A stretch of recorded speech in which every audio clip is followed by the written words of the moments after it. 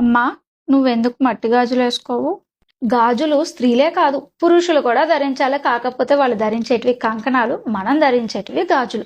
నాడీ వ్యవస్థ దగ్గర ధరించడం వల్ల అకుపెంచర్ పాయింట్, బ్లడ్ సర్క్యులేషన్ అని మనకి చాలా సైంటిఫిక్ బెనిఫిట్స్ ఉన్నాయి. అయితే బ్రాహ్మణ, క్షత్రియ, వైశ్య, శూద్ర ధర్మాల్లోనూ లేదు.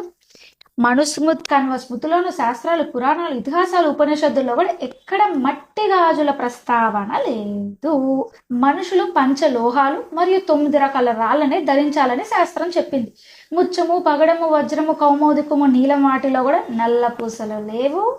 పంచలోహాలలో కూడా బంగారము, రాగి, వెండి, కంచు, ఇత్తడి మరియు సీసం. సీసం అంటే ఒకప్పుడు విగ్రహాల తయారీలో వాడేవాళ్ళు. ఇప్పుడు మనం అందరం గాజు అని అనుకుంటున్నాం. ఇది అస్సలు కాదు.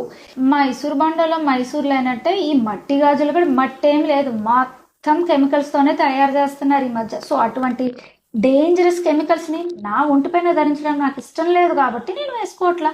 అందులోనూ శాస్త్రంలో ప్రస్తావించలేదు కాబట్టి వేసుకోవట్లా. సో వేసుకోవడం వేసుకోకపోవడం మీ ఇష్టం.